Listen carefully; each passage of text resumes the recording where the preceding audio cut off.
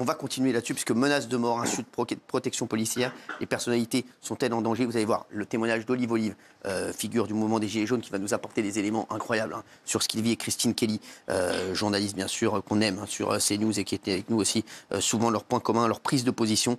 Certains chroniqueurs aussi l'ont été, vous avez été fortement menacés. Regardez, petit récap, ils sont avec nous, vous allez voir des témoignages de fous. Regardez, vous pouvez rester. Ces dernières semaines, alors que pèse un climat anxiogène en France, les personnalités semblent être de plus en plus ciblées. Je trouve qu'on est les plus mesurés, excusez-moi, et on reçoit également des menaces de mort. De son côté, Olive Olive, qui s'est fait connaître du grand public pendant la crise sanitaire et qui compte aujourd'hui plusieurs dizaines de milliers d'abonnés sur les réseaux sociaux où il n'hésite pas à prendre position, déclare aujourd'hui recevoir régulièrement des menaces de mort qui le ciblent, lui et sa famille. Tu vas crever, sale fils de p***. Des menaces à répétition ciblées qui ont même contraint certaines personnalités à être placées sous protection policière. Comment on peut aujourd'hui avoir 2 personnes qui vous encadrent parce que je suis journaliste?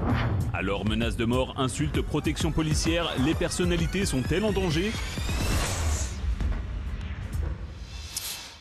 Merci Christine Kelly, ma chérie d'amour, merci d'être là. C'est un bonheur. Merci d'être là, ma De chérie. revoir tous les amis. Bah oui, tous les amis, t'as pas que des amis ici. Olive, merci d'être là, citoyen engagé. Et c'est la première fois que je rencontre Morgane, donc ton épouse. Merci Morgane d'être avec nous. Olive, c'est un truc de fou ce qui t'arrive. Raconte-nous ce qui t'arrive.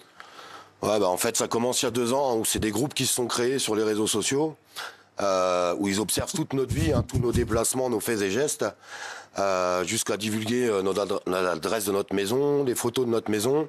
Quand on fait des actions pour des associations, ils envoient des milliers de mails à ces associations. On a fait une opération il y a encore juste avant Noël pour les sinistrés du Nord-Pas-de-Calais. On a amené 100 cadeaux de Noël, ils ont pourri la mairie avec des commentaires ignobles. Et puis là, on est monté d'un grade avec des menaces reçues à la maison juste avant Noël. Envoyer les trucs, c'est fou.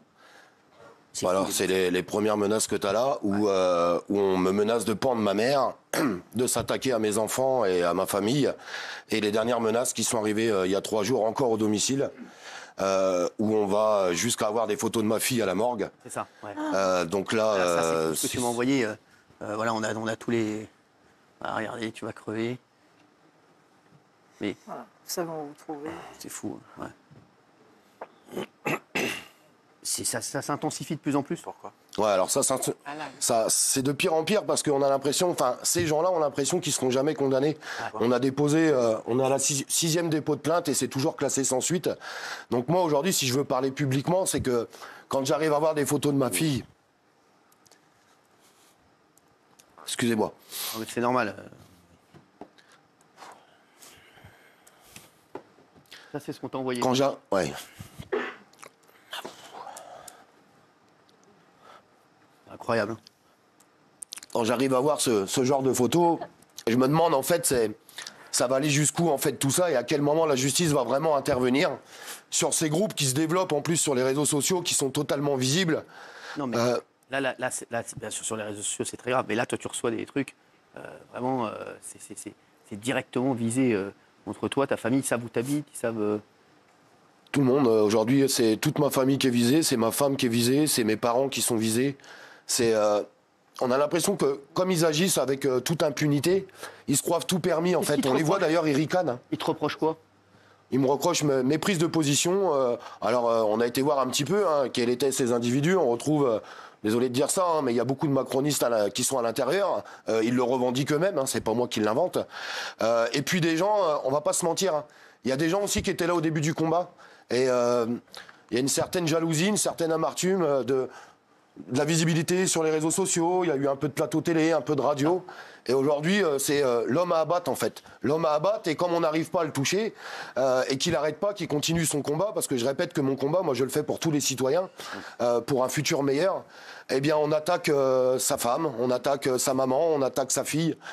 Voilà où on en est aujourd'hui. Alors, justement, Morgane, merci d'être avec nous. Vous êtes la compagne d'Olive Olive. Vous êtes mariés, je crois. Pas encore. Pas encore. Tu as fait la demande, j'ai vu. C'est ça. Ou pas, voilà. Bon, il a fait la demande, mais voilà, fais pas comme Gilles Verdez. Il a fait la demande, il s'est jamais marié. Morgane, je sais que vous êtes très très touchée parce que vous avez été menacée vous aussi. Ouais. Moi, je vis plus. Je dors plus. J'ai peur chez moi. J'ai peur chez moi partout. Dès que j'entends un bruit, je suis en panique. J'ai un enfant de 4 ans et demi. à la maison. Je vois la fille d'Olivier qui est vraiment pas bien, du tout. Elle est en train de faire des études, enfin, elle ne mérite pas ça. Personne ne mérite ça. Nous, on essaye de divertir des gens, en tout cas pour ma part, sur les réseaux sociaux. On est tout le temps en train de les défendre. Enfin, on ne mérite pas ça. Moi, je suis une mère de famille, je suis une femme. J'ai envie de protéger nos enfants et ce qu'on reçoit, c'est inadmissible. On reçoit ça dans notre boîte aux lettres chez nous. C'est-à-dire que ça commence par du cyberharcèlement. Ça, voilà, c'est pas très grave. C'est grave, mais aujourd'hui, c'est dans notre boîte aux lettres. Ouais, il y a une barrière. C'est quoi la prochaine étape? Il paraît qu'il y a quelqu'un qui vous s'est pointé à votre travail, c'est quoi? Ah oui. Alors ça, c'était il y a à peu près 1 an. La personne avait traversé la France, avait trouvé mon numéro de téléphone et m'appelle un soir vers 1h30 du matin en me disant « Je suis en bas de chez toi, j'ai un cadeau pour toi ». Donc je me mets à la fenêtre, je regarde. Donc la personne me dit qu'il a une voiture de telle marque. Effectivement, la voiture était bien là. J'appelle tout de suite les gendarmes qui sont venus, qui ont désossé la voiture, donc je regardais par ma fenêtre. J'étais très, très inquiète. Je n'étais en plus pas seule chez moi, j'avais mon enfant à la maison, j'étais toute seule. Ils ont désossé la voiture, il n'y avait aucun cadeau. Enfin, je veux dire, qui roule comme ça une nuit entière, une demi-journée, sans cadeau? Enfin, c'était quoi le concept, là? C'est quoi la prochaine étape? La justice ne fait rien. Moi, j'ai déposé 6 plaintes, classées sans suite. Classées sans suite. Tu vis qu'avec ça, ta famille vit avec ces menaces constamment. Mais on est tous inquiets chez nous. On vit plus. Ma mère vit plus, ma famille vit plus. Le père de mon fils est hyper inquiet. Enfin, je veux dire, c'est quoi la prochaine? On attend quoi en fait pour faire quelque chose? On attend qu'il y ait un mort? Est-ce que c'est à ce moment-là qu'on va réagir? Mais c'est trop tard. À chaque fois, les enquêteurs, Cyril, ils font un super boulot et moi, je tiens à le souligner ce soir sur ce plateau. Le problème, c'est quand ils me le disent eux-mêmes, hein, quand ça remonte là-haut, imaginez, quand même des gendarmes qui me disent « Je suis désolé, Olive, je comprends pas, ça a été classé sans suite ». Moi, je sais pas, je suis obligé de me poser des questions au bout d'un moment. C'est quoi le problème aujourd'hui de la justice? C'est parce que c'est Olive ou pas? Sincèrement, je suis obligé de le soulever ce soir. Je comprends pas pourquoi les investigations, ils vont pas plus loin. On leur amène tout. Les captures d'écran, les photos, les profils de ces comptes. On amène tout. Enfin, il n'y a plus qu'à. Il n'y a plus qu'à. Et aujourd'hui, ça monte. C'est des menaces. Alors après, c'est quoi? C'est des gens qui vont venir à notre domicile. C'est des gens qui vont venir à la sortie de l'école de ma fille. Demain, je vais demander une mise en protection de ma fille. Enfin, c'est pas normal d'en arriver là. Ça va en traumatiser ma gamine, quoi. Mais aujourd'hui, moi, je vais pas mentir, je vais dire la vérité. Je suis un papa et à mon avis, il y a beaucoup de pères de famille qui réagiraient comme moi dans leur tête. Si la justice fait pas son travail, qui va le faire? Est-ce qu'il faut que je fasse les choses? Est-ce qu'il faut que moi, j'arrive à trouver ces gens-là? Est-ce qu'il faut que je fasse... Je pose la question aujourd'hui à la justice. Est-ce qu'il faut que je fasse les choses avant qu'il arrive un drame? Parce que n'importe quel père de famille, il va vouloir défendre son enfant. Qu'on ne soit pas d'accord sur mes prises de position, c'est une chose. Mais est-ce qu'on doit en prendre de dire qu'on va pendre ma mère? Est-ce qu'on doit dire qu'on va tuer ma fille? Est-ce que c'est normal et légitime dans notre pays? On est en 2024. On ne va pas me faire croire que dans notre pays, on ne peut pas réagir. C'est pas possible, je peux pas entendre ça. Et après, la suite de tout ça, c'est des émissions qu'on peut entendre chez toi, Cyril. On va entendre des drames absolus. Des drames parce que la justice, elle n'aura pas réagi. Parce que pour pouvoir envoyer ce genre de photographie, il faut vraiment avoir un problème psychologique. Et moi, c'est ça qui me fait peur. Parce que quand on peut être aussi fou, ils sont capables de quoi? Ils sont capables de quoi, ces gens-là? Le souci, c'est qu'on a reçu une première menace il y a quelques semaines, écrite. C'est quoi la menace? Quelques semaines. La première écrite, on va crever, pendre ta mère. Voilà, c'était des menaces écrites dans la boîte aux lettres. Notre maison est diffusée partout sur les réseaux sociaux. Enfin, demain, il y a un mec qui nous en veut. Enfin, il se pointe à la maison, il nous tire dessus, on n'en parle plus. Hein. Voilà. On a donc dit sur les réseaux sociaux exprès qu'on avait bien porté plainte, ce qui a été fait. La personne a renvoyé une deuxième menace avec les photos que vous venez de voir. Ils ont pas peur. Deuxième fois. Enfin, le mec est taré. Il est malade psychologiquement. Moi, j'ai plus peur d'un mec qui est psychologiquement malade qu'un mec musclé qui me déteste. Hein. Vous regrettez les prises de position d'Olive ou pas du tout? Vous dites qu'il faut continuer à faire ses vidéos, à s'exprimer dans les médias, etc. Alors, ou est-ce qu'à un moment, vous lui avez dit... Moi, à aucun moment, je l'incite à arrêter ce qu'il fait. D'accord. Parce que dans la rue, les gens le remercient. Bien sûr. Vraiment. Les Français ont besoin d'une personne comme Olivier. Qu'on l'aime ou qu'on l'aime pas, les gens qui ne l'aiment pas, ils ont qu'à arrêter de le regarder. Tout simplement. Donc non, moi je ne l'incite pas du tout à arrêter. Mais par contre, j'incite la justice à faire son travail. On ne va quand même pas, nous, se condamner On va quand même pas se pénaliser et arrêter ce qu'on aime faire et ce qu'on a envie de faire pour des gens qui sont malades psychologiquement. Non. Alors, je tiens à préciser quelque chose parce que c'est super important, parce qu'on peut le voir, hein, on voit que c'est signé Alaa Albar. Et dans les dernières menaces qu'on a encore reçues, c'était écrit en arabe, mais avec une photocopie. Il y a des éléments que je ne peux pas donner, puisque la gendarmerie m'a demandé de ne pas les donner. Il ne faut pas rentrer dans les amalgames, puisque aujourd'hui, il y a plusieurs indices en fait qui pourraient laisser à croire que cette personne voudrait faire passer tout ça, par une certaine communauté, alors que absolument pas. Donc moi je demande, c'est qu'on attende vraiment le résultat de l'enquête et qu'on rentre pas dans les amalgames ou quoi que ce soit. Enfin, il y a plusieurs indications sur les courriers qu'on a reçus qui laissent largement à penser à croire que. Je pense qu'ils aimeraient trop aussi que je me mette demain à insulter cette communauté, alors que non, j'essaierai de garder cette droiture que j'essaye de faire. Quand il y a un problème en Palestine, je le condamne, mais quand il y a aussi des attentats terroristes, je les condamne aussi. Et je continuerai de faire les choses dans ce sens-là. Morgane, aujourd'hui, Olive Olive m'a dit que vous étiez vraiment très atteinte, que vous n'arriviez plus à vivre. Moi, le deuxième courrier, c'est moi qui l'ai reçu. Pas le premier, c'est Olivier qui a la boîte aux lettres. Oui, on va le mettre pour nos téléspectateurs. Voilà, le deuxième, c'est moi qui l'ai reçu. Et je peux vous dire que ma réaction a été la réaction d'une personne humaine, d'une maman aussi avant tout. Et quand j'ai vu cette photo de la fille d'Olivier, oui, je me suis mise à trembler, j'ai eu un étourdissement, je me suis effondrée. Mais ça m'a pris au corps directement. C'est pas admissible, c'est pas concevable. Ça tue. Moi, j'ai peur la nuit. Quand la nuit tombe, je flippe, quoi. Je regarde, je dors plus. Je me réveille la nuit en sursaut. Mais vous pouvez pas vous imaginer ce que je m'imagine. Vous dormez plus, vous vivez plus là. Mais je dors plus, je vis plus, non.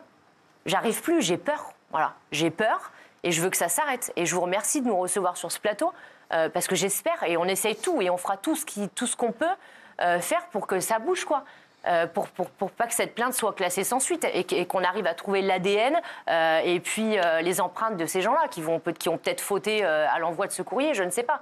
Et je vous remercie de nous recevoir sur ce plateau, vraiment. Ouais, non, mais c'est normal, mais je tiens à le signaler quand même, Cyril, parce que on le sait, maintenant j'ai quand même pas mal de contacts et j'ai envoyé des messages à tout le monde.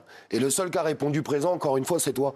Et il faut savoir le dire, parce que c'est facile de cracher toujours sur les mêmes par rapport à des prises de position, mais je pense que quand on est animateur télé aujourd'hui, c'est pas toujours facile non plus.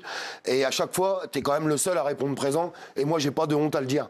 Parce que aujourd'hui, cette parole médiatique, moi j'en ai besoin pour que ça soit entendu au plus haut niveau. Qu'est-ce qu'ils t'ont dit d'ailleurs, les policiers? Je crois qu'ils t'ont dit quoi? Tu leur as dit que tu allais médiatiser l'affaire? Alors exactement, j'en ai parlé aux gendarmes et ils m'ont dit, écoute Olive, on voit qu'il y a ces dépôts de plainte, on voit que ça grandit petit à petit et même eux ils se sentent impuissants parce que je le répète, ils font leur taf et ils m'ont dit je pense que tu as raison aujourd'hui de passer à une étape supérieure pour que ça puisse se savoir parce que c'est pareil, hein, on le sait tous sur les réseaux sociaux, il y a tout et n'importe quoi qui sont racontés après derrière. C'est chez toi directement. Exactement.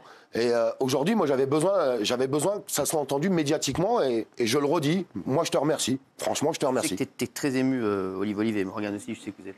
Moi, je suis inquiet, surtout, je suis inquiet parce que, tu vois, tu as posé cette question qui est vachement pertinente quand tu demandes à Morgane est-ce que je devrais arrêter tout ça et je suis obligé de me poser cette question parce que j'ai l'impression que, à travers mes prises de position, le combat que je suis en train de mener, j'ai pas envie de bousiller de la vie de ma fille non plus et quand tu as ta fille en pleurs au téléphone et qui te dit papa, t'as vu les gens, comment ils sont et c'est pas les gens, c'est une certaine catégorie de personnes pour pouvoir en arriver là.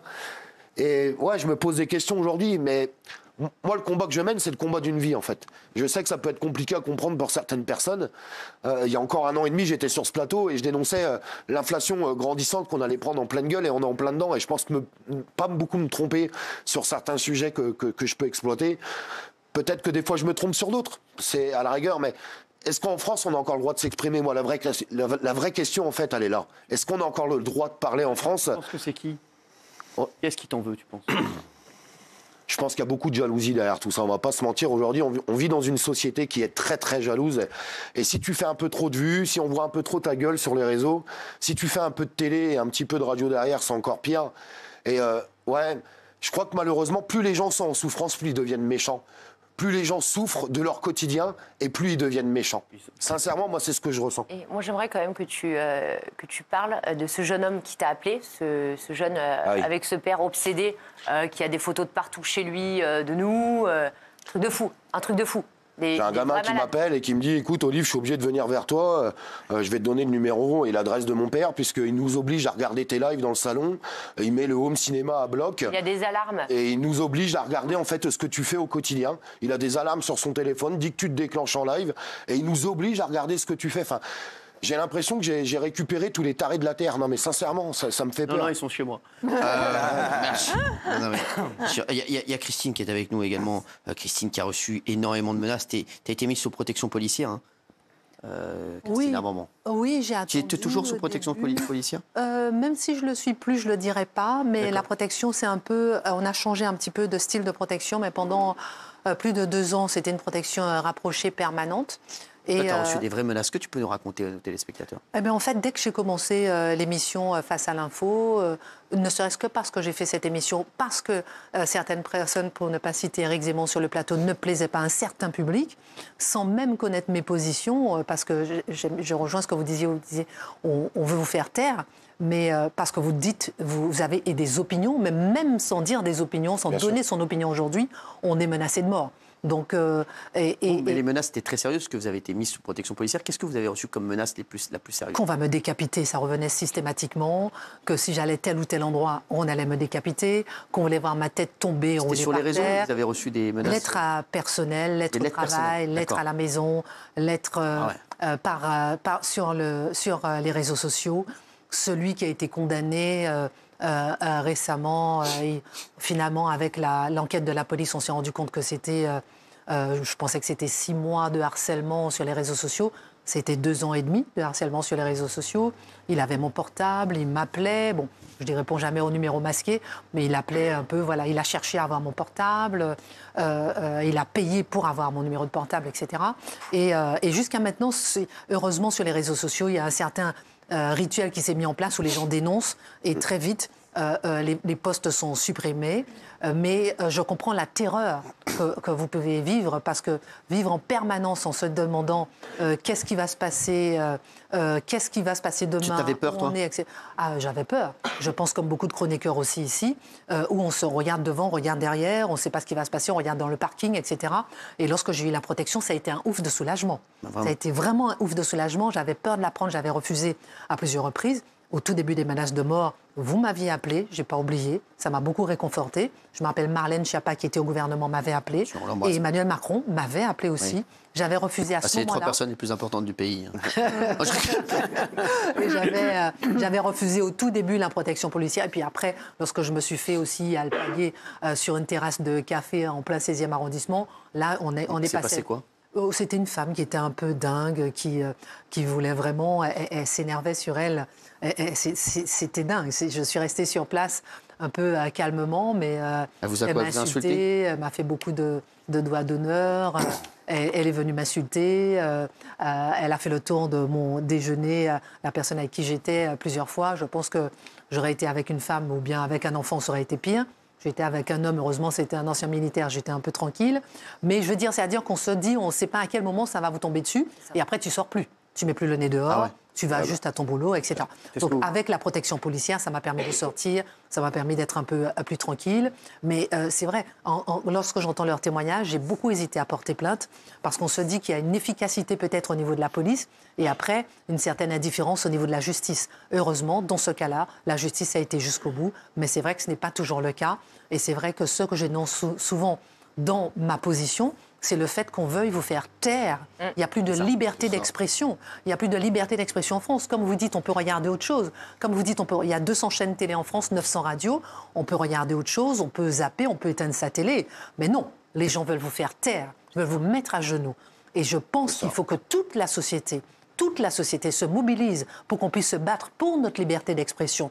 C'est la survie de la France, notre liberté d'expression, et qu'on puisse oser faire notre travail en toute liberté, oser vivre en toute liberté. Aujourd'hui, les criminels sont en liberté et ce sont nous qui nous mettons en prison. Comment en prison? Avec une protection policière. On est en quelque sorte en prison. Et les criminels sont en liberté. Et comme vous le disiez aussi en filigrane, ça se sentait, derrière, ils seront éventuellement disculpés pour des problèmes psy. Un jour, un schizophrène est rentré chez moi, il est fou. Et les policiers m'ont dit, mais écoutez, il est fou, qu'est-ce que vous voulez que je vous dise? Il est fou. On l'a sermonné, mais il est fou. Alors, à quel moment il va revenir chez vous? Donc à quel moment vous vous dites vous êtes tranquille et que vous déménagez, vous faites quoi? Donc c'est une peur permanente et ça s'appelle la terreur. On parlera demain des menaces sur les chroniqueurs. Vous allez voir, c'est un truc de fou. Merci Olive Olive. Merci Christine Kelly, qu'on vous retrouve sur CNews. Vous êtes formidable.